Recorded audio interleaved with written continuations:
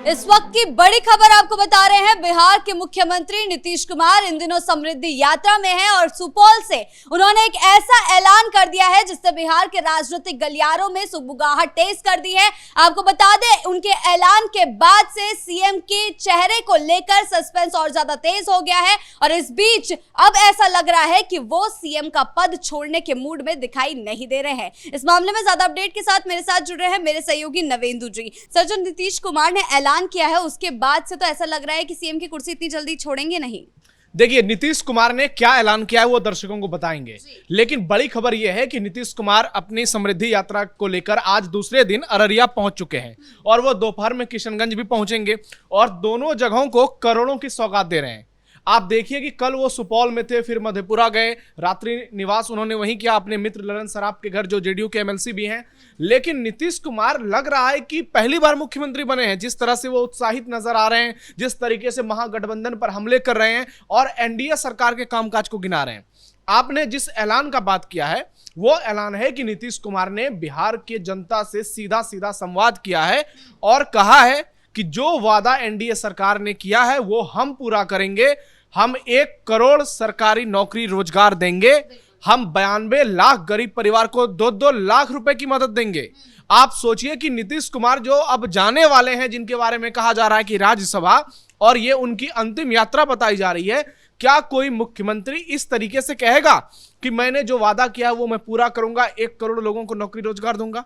यानी क्या नीतीश कुमार इस्तीफा देने के बाद भी सीएम बने रहेंगे?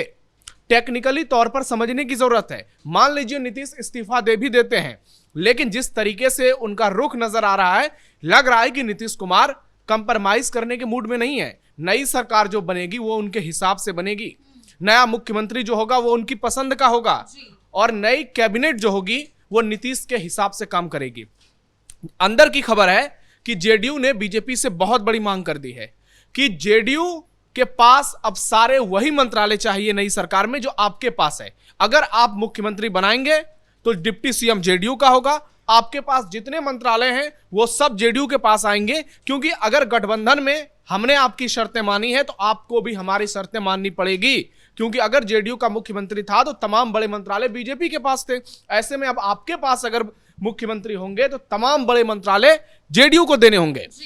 सबसे पहला कौन सा मंत्रालय है? गृह मंत्रालय, जो कि सबसे मजबूत, सबसे जनाधार वाला और सबसे ज्यादा इंपॉर्टेंट मंत्रालय होता है। पहले ही नीतीश कुमार के हाथों में ही था, लेकिन अब क्या वो इसको वापस छीन लेंगे बीजेपी से? देखिए, बहुत सही सवाल किया आपने कि नीतीश कुमार 20 साल मुख्यमंत्री रहे, उनके हाथ में गृह मंत्रालय रहा, जबकि सम्राट चौधरी से कहीं ज्यादा करीबी उनके लिए सुशील कुमार मोदी थे, जो कि बिहार बीजेपी के सबसे बड़े चेहरे में से एक गिने जाते थे। और नीतीश कुमार उनके साथ इतने कंफर्टेबल थे कि कहा जाता था कि सुशील मोदी बीजेपी के बाद में है, पहले नीतीश के हैं।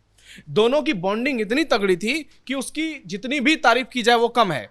और इतना तगड़ा बॉन्डिंग होने के बावजूद नीतीश कुमार ने कभी गृह मंत्रालय सुशील मोदी को नहीं दी।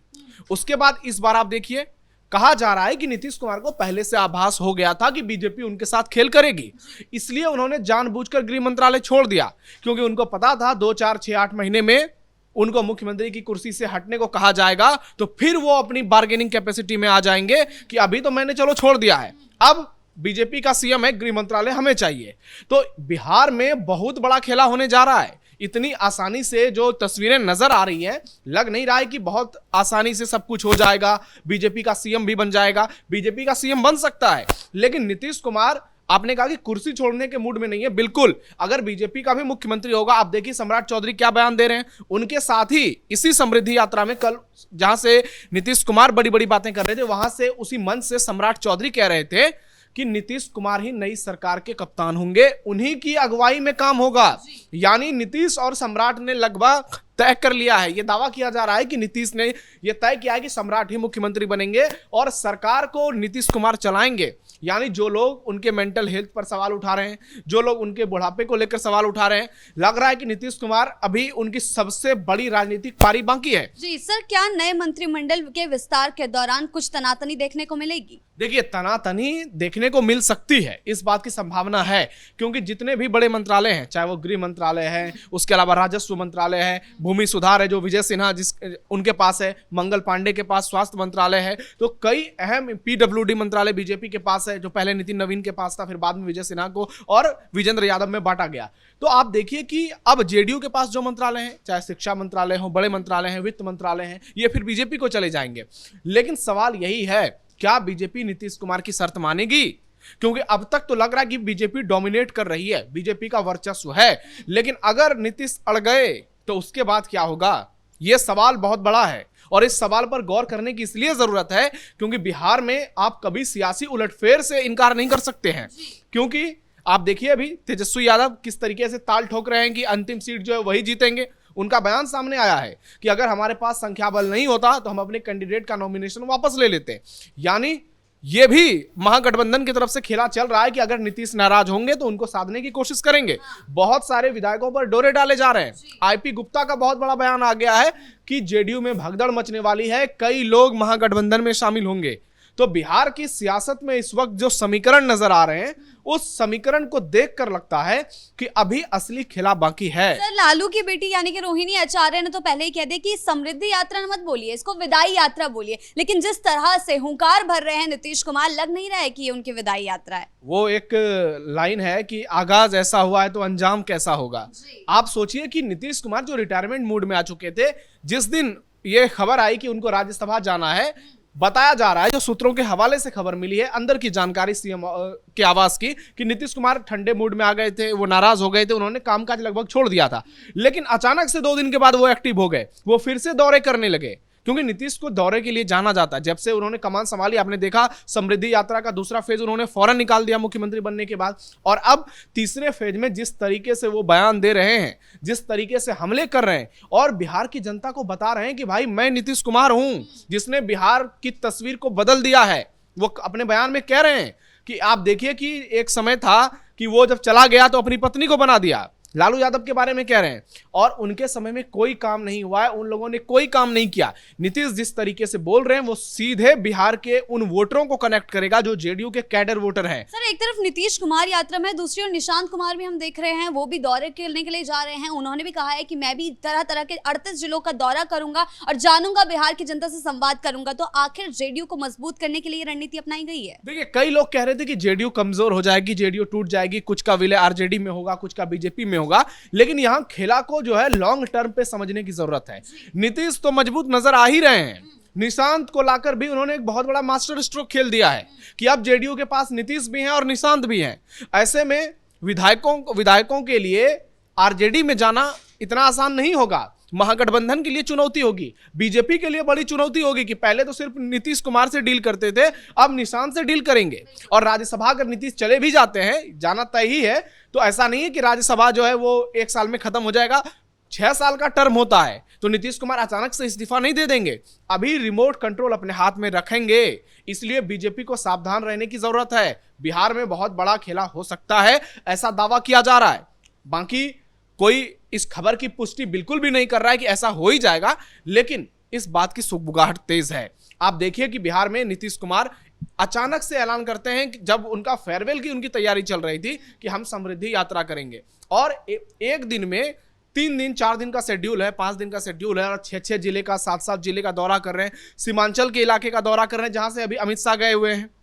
नीतीश कुमार मुसलमान वोटरों को भी एक मैसेज दे रहे हैं कि जेडीयू जो है वो सेकुलरिज्म की राह पर चलता रहेगा। साफ साफ कह दिया कि 25 से 30 के लिए जितने भी वादे किए गए थे उन्हें पूरा किया जाएगा निश्चित तौर पर। और 25 से 30 ना सिर्फ वादा पूरा किया जाएगा बल्कि वो पूरा करेंगे। उनके शब्दों पर गौर कीजिए। तो इससे यह समझ में आता है कि नीतीश कुमार भले ही मुख्यमंत्री की कुर्सी छोड़ दें, लेकिन अभी उनके पास इतना पावर है, उनके पास इतने नेता हैं, विधायक हैं, सांसद हैं, कैडर हैं। भले ही बीजेपी केंद्र में है, और दूसरी बात केंद्र में भी बीजेपी है, तो वहां पे आप देख लीजिए नीतीश कुमार के 12 सांसद बहुत इंपॉर्टेंट भूमिका में है। अगर नीतीश के साथ कुछ गड़बड़ होगा तो सीधा इंपैक्ट होगा आंध्र प्रदेश की सरकार पर। चंद्रबाबू नायडू की कुर्सी खतरे में पड़ सकती है। और ऐसे में अगर ये माहौल विपक्ष ने बना दिया, जो आरोप लगाए जा रहे हैं कि अब चंद्रबाबू नायडू का नंबर है, तो इससे क्या होगा, गठबंधन में हलचल मच जाएगी, फिर सरकार के लिए एक बड़ी चुनौती हो जाएगी। ऐसे में बार्गेनिंग तो होगा, और बहुत तगड़ी बार्गेनिंग होगी। नीतीश कुमार ऐसे छोड़ने वाले नहीं हैं। इस बार हो सकता है बिहार की सियासत में इतना बड़ा हाई वोल्टेज ड्रामा देखने को मिले जो आज तक देखने को नहीं मिला है। और मैंने आपको अभी मैं कह रहा था कि नीतीश कुमार मुसलमानों को मैसेज दे रहे हैं। निशांत ने जैसे ही जेडीयू की सदस्यता ली वो मंदिर भी गए और वो मजार पर भी गए, यानी नीतीश कुमार अपनी जो सेकुलरिज्म की इमेज है उस पर भी दाग नहीं लगाना चाहते हैं। उन एक तरह से ये मैसेज है कि मैं अगर साइड भी हो रहा हूं तो मेरा बेटा है। और अब देखना यह दिलचस्प होगा कि मुख्यमंत्री को लेकर कब खबर सामने आती है, क्योंकि पहले बहुत सारी खबरें आई कि मुख्यमंत्री का ऐलान हो जाएगा बहुत जल्दी। हमारे पास भी यह जानकारी आई थी कि रामनवमी तक हो जाएगा, लेकिन ऐसा भी हो सकता है कि नीतीश कुमार के पास 6 महीने का समय रहेगा। राज्यसभा जाने के बाद भी वो बतौर सीएम रह सकते हैं। ऐसा कई बार हुआ है। उड़ीसा के पूर्व मुख्यमंत्री रहे हैं जो कि लोकसभा के सदस्य भी रहे और उड़ीसा के मुख्यमंत्री भी रहे। और अटल बिहारी वाजपेयी की सरकार में जब वोटिंग हुई तो उनके एक वोट से सरकार गिर गई। तो नीतीश कुमार अभी 6 महीने मुख्यमंत्री रह सकते हैं टेक्निकली, अगर वो चाहे तो। लेकिन आगे क्या होगा, क्या समीकरण बदल जाएंगे? अभी राज्यसभा चुनाव बहुत इंपॉर्टेंट होने वाला है। तो इन तमाम बातों का अगर निचोड़ निकाला जाए तो उसका एक ही निचोड़ यह निकलता है कि नीतीश कुमार के पास अभी पावर है। नीतीश कुमार को इतना कमजोर नहीं समझना चाहिए। उनका एक इशारा बिहार की राजनीति को उलट पुलट कर सकता है। जी, बहुत बहुत धन्यवाद आपका इन तमाम जानकारियों के लिए। तो यानी कि नीतीश कुमार के राज्यसभा जाने की खबरों के बाद सियासत में हलचल तेज हो गई थी, लेकिन अब उनकी समृद्धि यात्रा में जिस तरह से उन्होंने हुंकार भरी है वो ये दिखा रहा है कि इतनी जल्दी कोई बड़ा खेल होने की संभावना हो सकती है बिहार के अंदर। ब्रेकिंग न्यूज में फिलहाल मेरे साथ इतना ही। कैमरा पर्सन राजकुमार के साथ मैं शिवानी रतूड़ी, कैपिटल टीवी बिहार।